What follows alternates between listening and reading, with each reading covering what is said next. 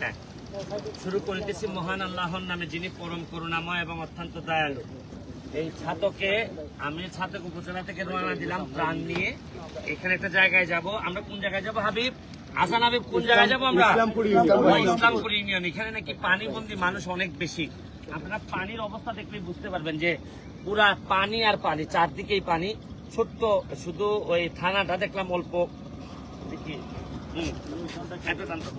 অল্প কিছু পোকা নাকি নাকি ভাই ফুকাইবো না ভাই। একটু পিছাও, একটু পিছাও। আচ্ছা, এক ধরনের পোকা আছে এই যে হাওরের মধ্যে। টান দেন, টান দেন, টান দেন। হাওরের মধ্যে এক ধরনের কি জানি পানির থেকে একটা পোকা উঠে।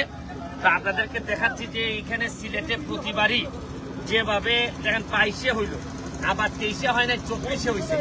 এইভাবে যদি প্রতি 2 বছর পর পরে হইতে থাকে তাইলে কিন্তু বা 1 বছর পর পর যদি হইতে থাকে সিলেটকে টিকায় রাখা মুশকিল হবে। সিলেটের রাস্তাঘাট, অর্থনীতি ধ্বংস হওয়ার মুখে। এগুলা থেকে বেরোয় আসতে হবে, সবাইকে একসাথে বসতে হবে। আমাদের বসে বুঝতে হবে যে আমরা যেভাবে রাস্তাঘাট ভরাট করে ফেলছি, পুকুর ভরাট করে ফেলছি, জলাশয় ভরাট করে ফেলছি, এখন নির্যাতিত করতেছে বা নির্যাতন করতেছে। আমাদের অনেকগুলা কারণ আছে।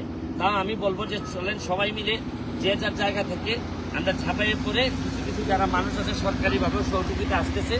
আমি ধন্যবাদ জানাচ্ছি মাননীয় প্রধানমন্ত্রীকে।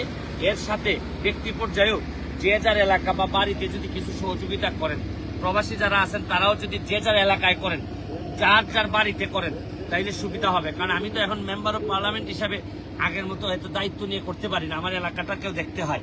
তারপরে বলবো এখন আপনারা আমার জায়গায় এসে আমার মতো করে যেভাবে আমি 22-এ করছিলাম, এইভাবে প্রতিটা পরিবার থেকে একটা লোক যদি দাঁড়াই যান, আর আপনারা প্রবাসীরা এবং দেশের বিভিন্ন বিত্তশালীরা সহযোগিতা করেন, তাইলে কিন্তু অনেক দূর আগাই যাবে, কিন্তু আমাদের অনেক কষ্ট কমে যাবে মানুষের।